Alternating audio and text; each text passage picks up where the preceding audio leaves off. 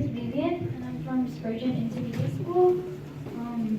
My problem is some students, like I know it is mandatory to go to class every day, but some students, they might have their own problems, and why can't the school have like the class for those students who go inside when they don't feel like going to class, or have like a counselor where the students don't be afraid of telling them their problems?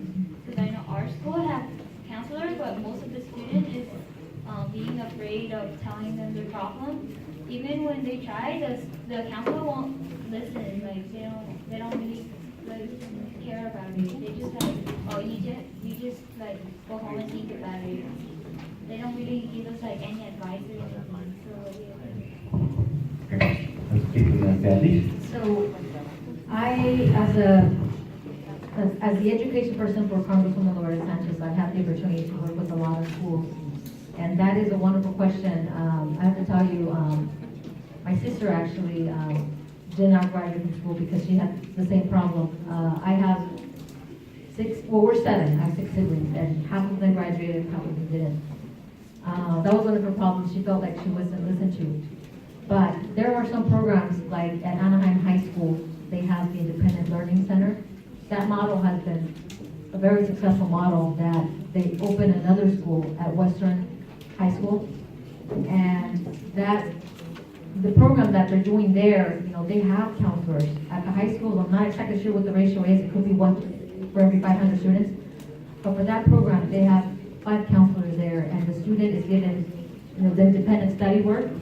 And I gotta tell you, this program is so successful, and that's one of the things that I said in my first kickoff event when I kicked off my campaign. I said I would like to bring that model to the San Jose Unified, because if you look it up, Independent Learning Center is winning awards at the national level, like at LULAC National. Look it up, Independent Learning Center. I would love to bring that model. I understand. I went through, similar things that you went through. Having growing up in Mini Street, I went through a lot of difficulties. Anyway, I'm in the battle line.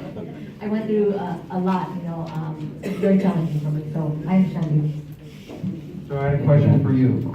Was that a guidance counselor that ignored the problem? no, because in our school we have we have 3 counselors. There's 2 ladies and 1 guy. Is that a guidance counselor, like a career counselor, or a social services counselor? Do you know? Okay, well that's concerning if they're ignoring that problem. That's something that the principal should be made aware of, and if the principal's not doing something about it, it's something the board member, something you should contact. I'm elected, I want to hear about something like that, because that's the person we're counting on to listen and understand and empathize with the student. And if they're failing the student, that's a big problem as far as I'm concerned. And that's something that needs to be addressed right away. Thank you, Bruce. Alfonso? I believe that we need to take a systemic approach when we're dealing with these issues. If a child doesn't feel comfortable at school, if the child needs mental health services or needs a counselor or a social or somebody to talk to, I believe that we should partner with nonprofits and other government agencies that can provide those services. If those services aren't adequate enough to resolve the issue, then let's look at alternatives. Alternatives could include alternative types of schools. Thank you. Mark? First of all, one of the things that I learned during this process is that it's the number of special needs students that we have in San Diego Unified School District. It's about 10.5% of the students. We got 49 to 50,000 students in this district, and 10.5% of those students are in one way or another in special needs or needs special support or needs special programs. And that's just a staggering number in and of itself.